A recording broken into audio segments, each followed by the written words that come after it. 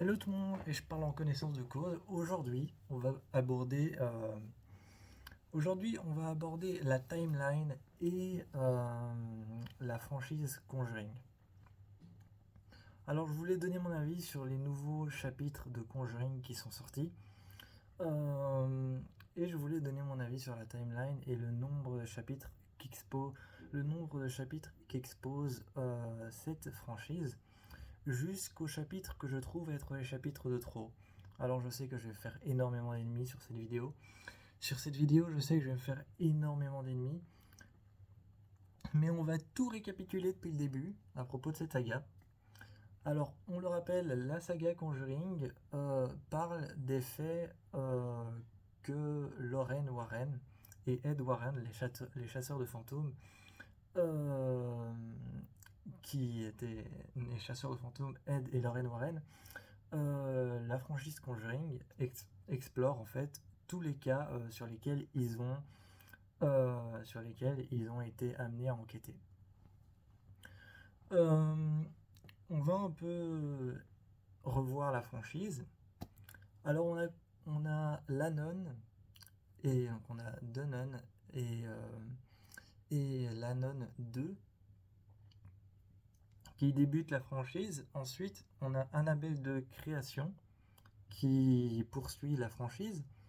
On a Annabelle qui poursuit la franchise en tant que préquel de Conjuring. Conjuring les dossiers Warren. Euh, Annabelle comme Home. Et ensuite, on a La malédiction de la Dame Blanche. Et puis Conjuring 2. Ensuite, il y a Conjuring 4, etc. Et Conjuring 4 se trouve entre Lannon 1, Lannon 2 et Annabelle 2 Création. Conjuring 4 se trouve quelque part là-bas. Et très récemment, en 2027, est prévue la sortie d'un Conjuring 5. Donc c'est prévu la sortie d'un Conjuring 5 qui sera apparemment un préquel à l'univers de Conjuring, au Conjuring Universe.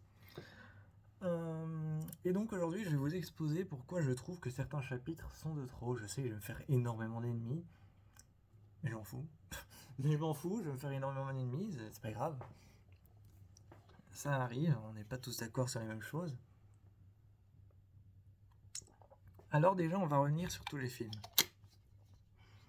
On va revenir sur tous les films un peu à l'envers. Alors, La malédiction de la Dame Blanche, c'est dit dans le film.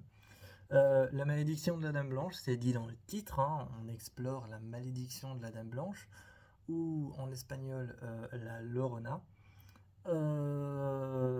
Conjuring 2, une nouvelle famille est attaquée par le démon Valak. Conjuring 1, une famille est attaquée par une entité, l'un des premiers cas, et le plus connu de la franchise Conjuring. Une famille est attaquée par une entité appelée Bethzabé, et Annabelle, une jeune femme acquérit la propriété d'une poupée, la poupée Annabelle, et se rend compte que des événements étranges se passent dans sa maison, jusqu'à ce que la poupée réapparaisse dans, dans jusqu'à ce que la poupée réapparaisse dans Annabelle 2 Création. Et là, on est sur un orphelinat avec toutes des jeunes filles qui qui se qui se présentent à une jeune femme et un couple qui a perdu leur fille qui s'appelait Annabelle. Donc Annabelle 2 raconte un peu pourquoi Annabelle, la poupée, est hantée et attire les démons et les esprits maléfiques. Donc ça raconte un peu pourquoi. Tout le monde le sait, hein, c'est parce que euh, une fille qui s'appelait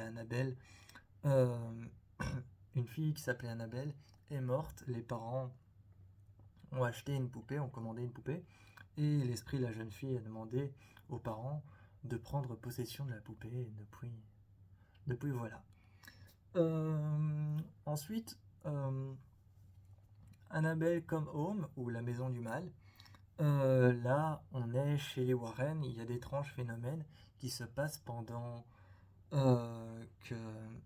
il y a d'étranges phénomènes qui se passent pendant qu'une fille qui garde la fille des Warren chez eux réveille un démon, une entité qui était autour de Annabelle et réveille à peu près toutes les entités et toutes les entités liées à tous les réceptacles dans cette pièce étrange qu'on connaît de la saga Conjuring. Et ensuite, La Nonne et La Nonne 2. La Nonne parle de comment Valak, le démon, a été appelé des enfers et a été incarné des enfers et comment il a été battu. Et on réexplique ça ensuite dans Conjuring 2. Mais dans Conjuring euh, dans La Nonne 2, on réexplique un peu l'histoire de Valak qui revient des morts suspectes, souvent liées à des prêtres ou à de la prêtrise, sont partout un peu autour d'une école de jeunes filles. Et cette école de jeunes filles, anciennement, je crois que c'était une cathédrale ou alors une cathédrale, une église, je sais plus. Et, euh, et justement, le démon Valak est de retour et il faut le battre une nouvelle fois. Et ils appellent la sœur qui avait enquêté sur ce démon la première fois pour le battre une nouvelle fois. Donc je crois qu'on a fait le tour. Je crois qu'on a fait le tour. Sinon, pour ma part, il y a aussi le film Light Out. Il y a aussi le film Light Out que je prends aussi dans la franchise Conjuring, même s'il n'en fait pas clairement partie, je le prends dans la franchise Conjuring. Light Out raconte l'histoire d'une famille hantée par une femme, l'esprit d'une femme, Diana, qui, euh, qui est associée au trouble mental de la mère de la famille, qui fait partie de son passé, et il faut découvrir pourquoi Diana est associée à leur mère, et ils vont découvrir que Diana n'apparaît que dans le noir et qu'ils sont beaucoup plus en sécurité, qui sont en danger lorsqu'ils sont dans le noir et beaucoup plus en sécurité lorsqu'il y a de la lumière. Voilà, c'est un film que j'ai été voir au cinéma, franchement il m'a terrorisé.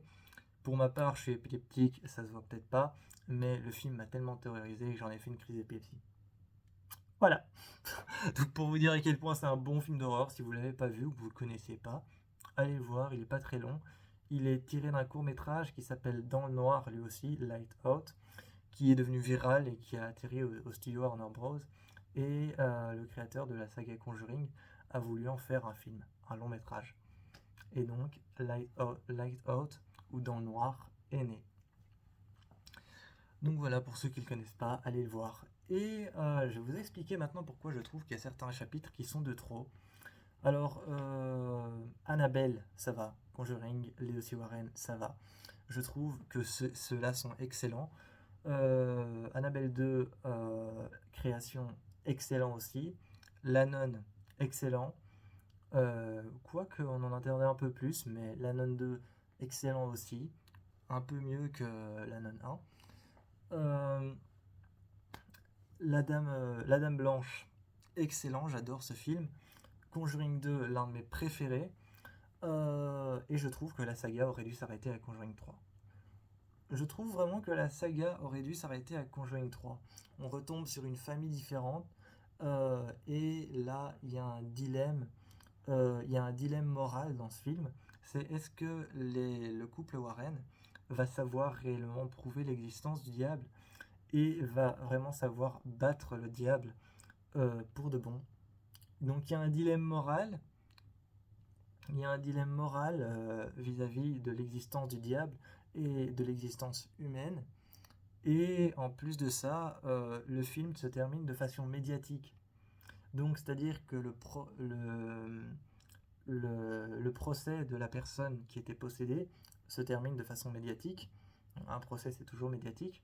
Mais l'enquête des Warren se termine de façon médiatisée, ce qui terminait parfaitement la saga, ce qui la clôturait de manière extraordinaire, comme si tout avait été exploité, toutes les enquêtes qu'ont menées les Warren avaient été montrées, et que ça faisait partie maintenant du monde entier. Donc le fait que ce soit montré de manière médiatique, et en plus qu'ils aient affaire à quelque chose de satanique, donc de différent que ce qu'ils avaient à faire dans les autres chapitres, montre que vraiment Conjuring 3 c'était la limite à plus franchir après. Donc je trouve que Conjuring 4 pour moi c'est un peu le chapitre de trop, c'est un peu le chapitre qui n'en valait pas la peine, et je trouve que Conjuring 5, même si personne ne l'a encore vu et qu'on a seulement la date de sortie, honnêtement je trouve qu'il en vaut pas la peine. Voilà, je trouve qu'il en vaut pas la peine, j'ai mes raisons, si jamais vous voulez me cracher à la gueule, faites-le, j'en ai rien à faire. Mais je trouve vraiment que Conjuring aurait dû s'arrêter à Conjuring Devil Make Me Do It. Franchement, je trouve qu'il aurait dû s'arrêter là parce que ça terminait hyper bien le truc avec une, euh, une, euh, une enquête qui se terminait de manière médiatique. Et donc, c'était génial. Avec les médias, la presse et tout ça, le procès sur la personne qui a été possédée, ça se terminait de manière extraordinaire. Donc pour moi, c'était la conclusion générale de la franchise. Et vraiment, je trouve ça dommage qu'ils aient continué dans l'excès. Mais ça, c'est le marketing, hein, c'est toujours la faute de l'argent. Mais je ne juge pas le talent de James Wan et des autres de ses partenaires de cinéma. Je ne juge pas son talent est extraordinaire. Mais je trouve qu'il aurait dû s'arrêter à Conjuring 3 de Devil Make Me Do It. Voilà, et vous pouvez me cracher à la gueule si vous voulez, j'en ai rien à faire. Bon, je vous fais un bisou. Et je vous retrouve pour une nouvelle vidéo.